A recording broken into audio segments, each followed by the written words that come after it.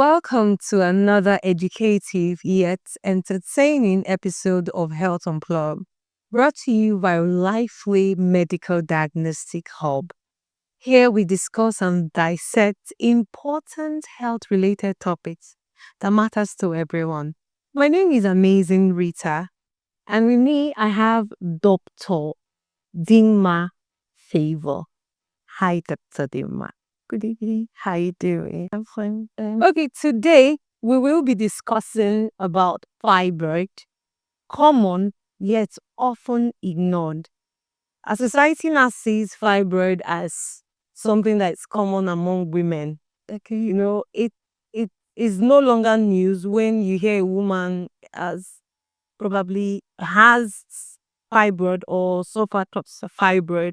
You just say that that kind of this. So it's not common, but I don't think it should be so. Should it be? Okay. But I want to know, is it every woman that is at risk of fibroid?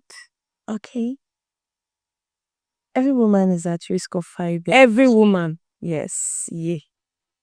Every woman is at risk of fibroid. So fibroid is a benign tumor, is the most common benign tumor of the reproductive system. It's an uncontrolled multiplication of the soft muscles of the uterus.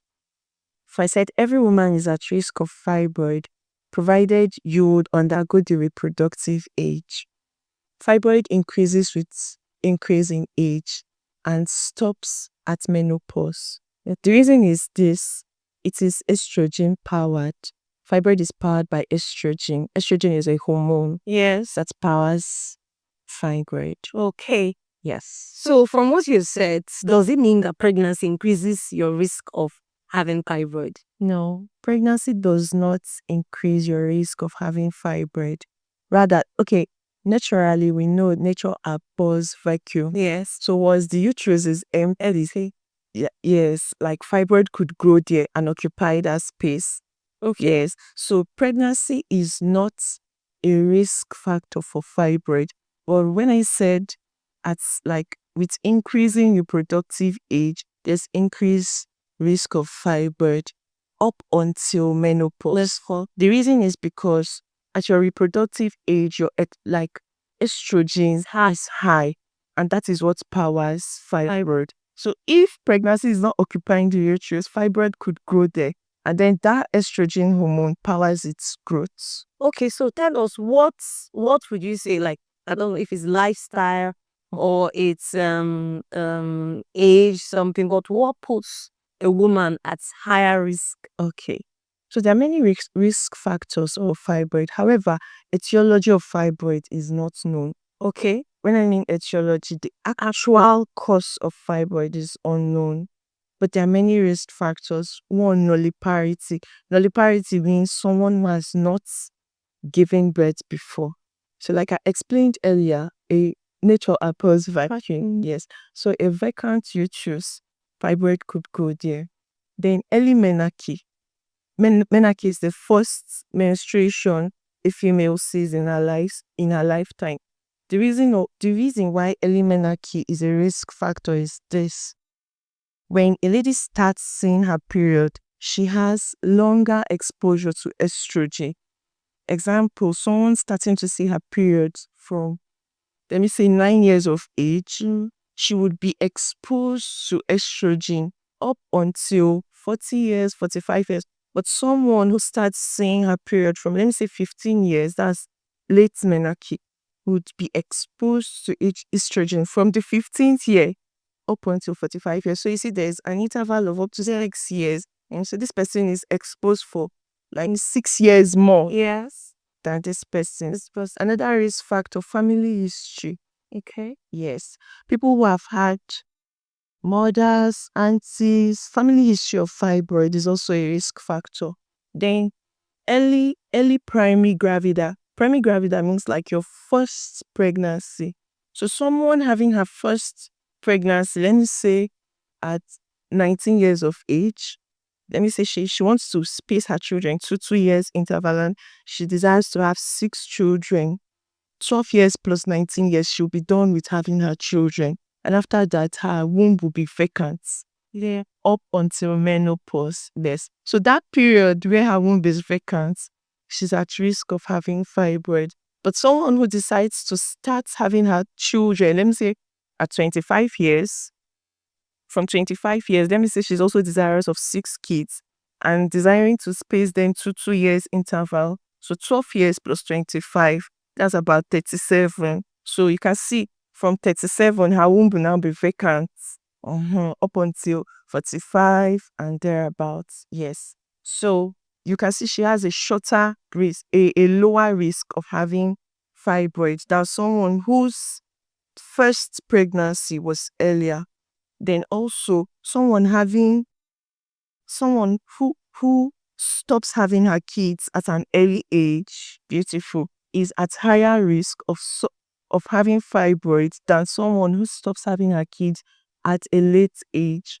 Obesity is also a risk factor. So why is obesity a risk factor? Obesity is a risk factor because someone that is obese has higher estrogen. Okay. Yes, and then the person has insulin resistance. So the estrogen level in that person is high. Yes, so obesity is also a risk factor.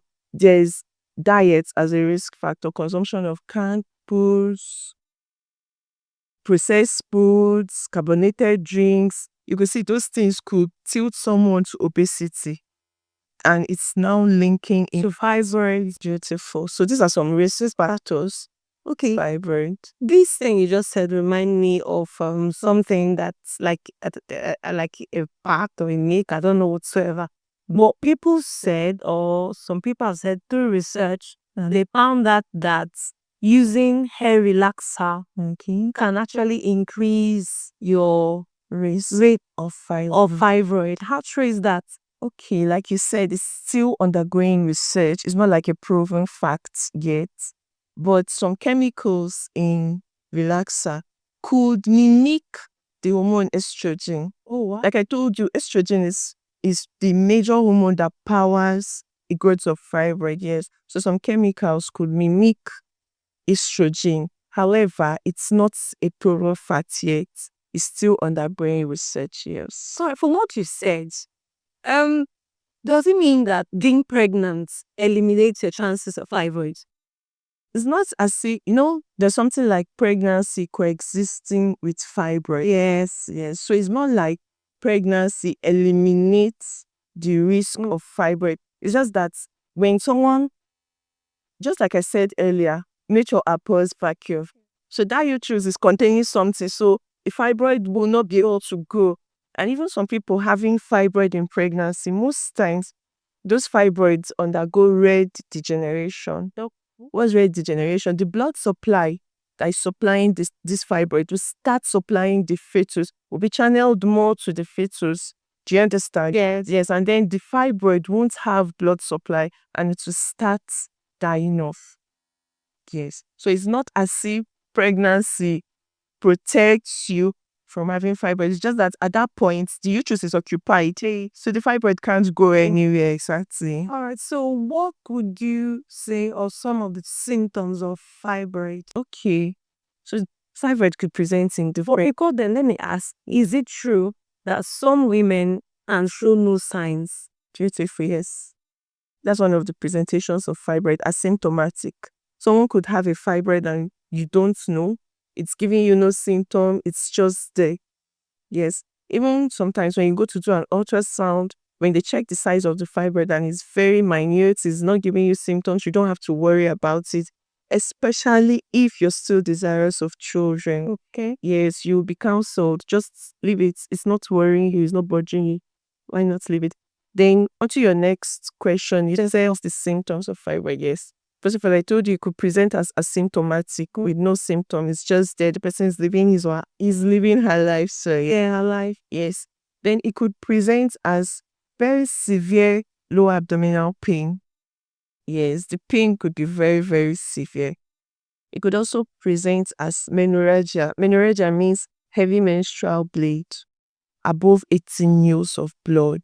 Wow. Yes. So that's one of the presentations of uterine fibroid. Like you could even hear those people say, I don't even use pads anymore. Now I use Pampers because I bleed heavily. So more than 80 mils of blood is menorrhagia. So that's the presentation of fibroid. Okay. It could also present as intermenstrual bleed.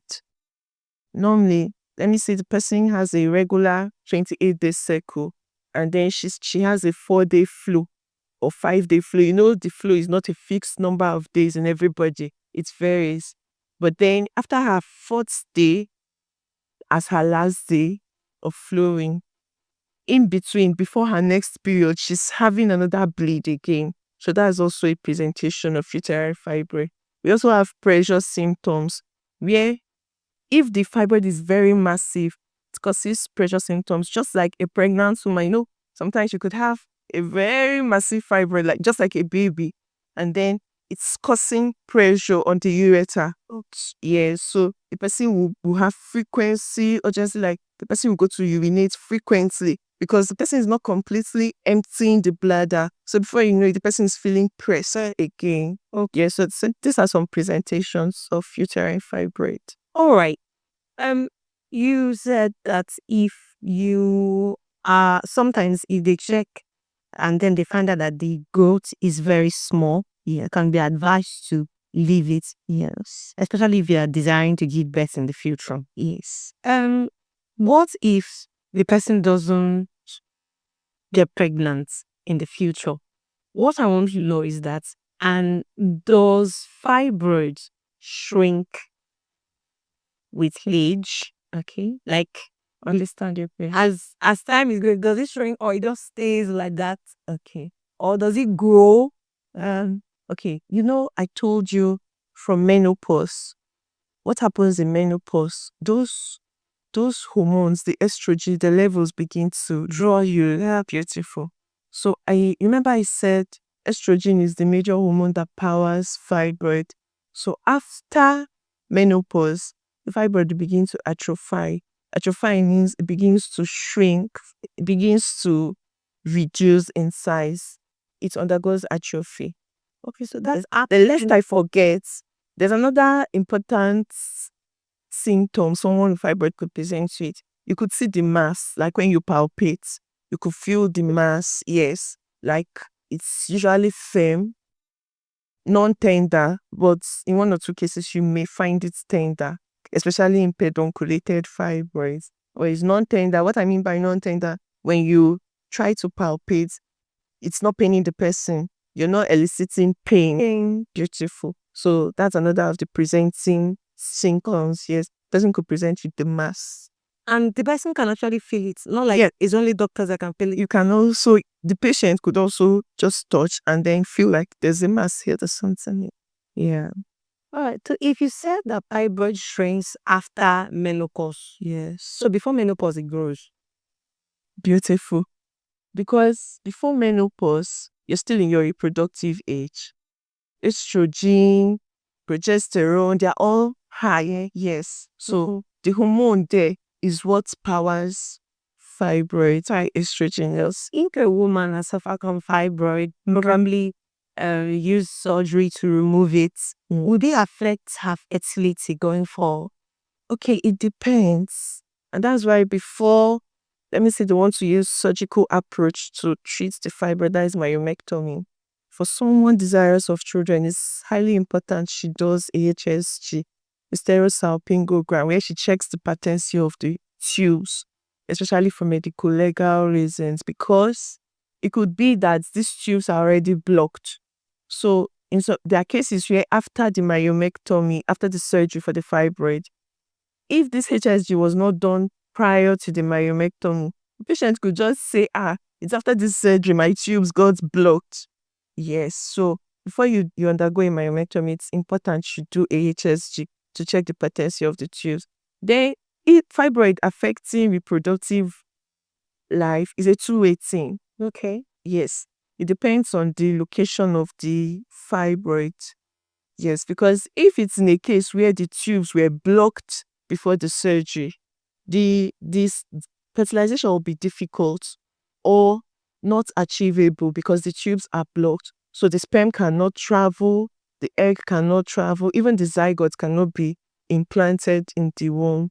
Yes. So in a case like that, the patient could undergo IVF. Okay. Yes, after the myomectomy, the patient could prepare for IVF.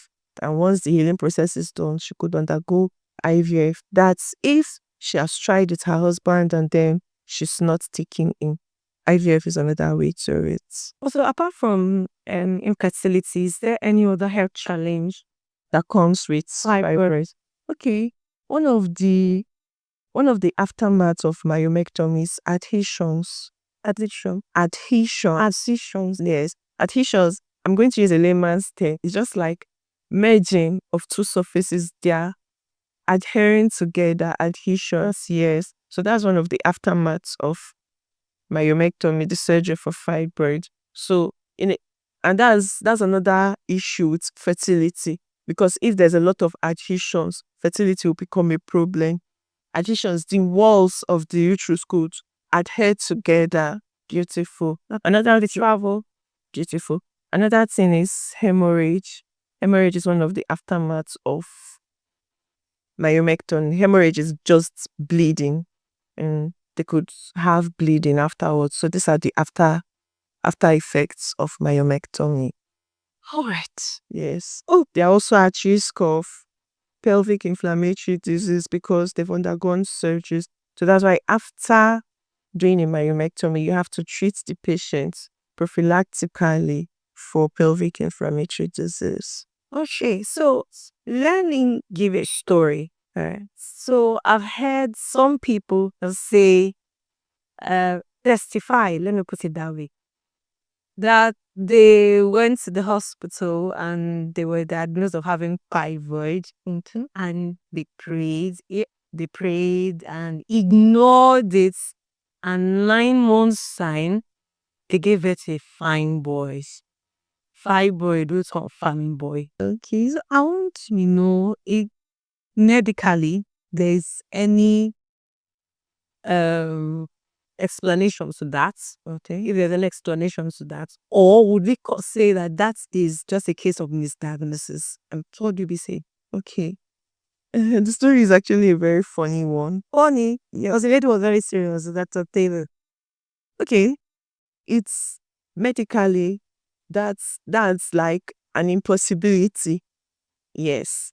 So we could the term of misdiagnosis is even rare because a pregnancy is different from fibroid. So there's a possibility she had a fibroid and she was equally pregnant. Oh, beautiful. Yes, that's a possibility. Because during my practice, we've had a scenario where the woman came for her CS and then on the table, the fibroid was so massive that it covered the baby. Oh. At some point, my chiefs were even asking, are you sure they did an ultrasound for this woman? How is it they didn't detect this is beautiful? So they had to really search before they found the baby. The fibroid covered it. So most likely the woman was pregnant and also had a fibroid. But there's nothing like a fibroid becoming fibroid. Fibroid. All right, so this treatment plan. Okay, apart from surgery, are there other treatment plan that people who have fibroids can actually undergo and So get killed? for the treatment plans for fibroid, you could treat symptomatically. What do I mean by that? I told you it could present as menorrhagia, painful, lower abdominal pain. So you could treat these symptoms. Yes, the menorrhagia, that's the heavy bleeding. You could give medications. You could treat the pain with analgesics, very strong analgesics, because even the red degeneration I told you occurs in pregnancy, especially in second trimester, it's very, very painful. So you could go as far as using opioids, tramadol to treat it. Then you could also give gonadotropin releasing hormone antagonists. What would these drugs do? They'll antagonize the effects of estrogen. Okay. Yes. They would bring down the effects so that the hormone does not power the growth of the fibroid. Then surgery. Okay. Yes. Then you could also do The surgery is depending on the size, the location. There are different types of surgeries. You could do an abdominal surgery, a vaginal surgery, a laparoscopic surgery. So there are different ways to the surgery. Well, in 2025, the exposure we now have Talking. and access to medical care, do people still die of fibroids? No, the success rate of myomectomy. You mean the fibroid in itself? Yes, like people being afraid of it or not going to the hospital, or probably they know and they just don't want to do anything about it. Obviously, like for a patient in that scenario, maybe knowing this person, knowing that she has fibroid, but intentionally does not want to go to the hospital. Like I told you, based on the presentation, fibroid could present as asymptomatic, even if she's having the mass and then she's having no symptom like the heavy bleeding, the pain. It's the mass won't kill her. Yeah, so it's not the mass in itself, that's the fibroid in itself that will even kill the person. The other symptoms presented with could kill the person. So let me ask, is it just the uterus that's where fibroid goes? Okay, there are different types of fibroid. We have the submucosal fibroid. That one grows in the submucous area of the uterus. We have the intramural fibroid. That one grows inside the muscle of the uterus. We have intraligamentary. That one grows within the broad ligament. There's a broad ligament in the body of the female that gives support to the uterus. Yes, inside the layers of the broad ligament, intraligamentary fibroid grows there. We have cervical. That one is where the fibroid is occurring in the cervix. You know, the cervix is the lower part of the uterus. You still have the parasitic fibroid. That one is where the major blood supply of that fibroid has been cut off. So it's now depending on blood supply from abdominal structures like the mesentery to give it blood so it won't shrink off and die. We also have the pedunculated one. That one usually has a stalk.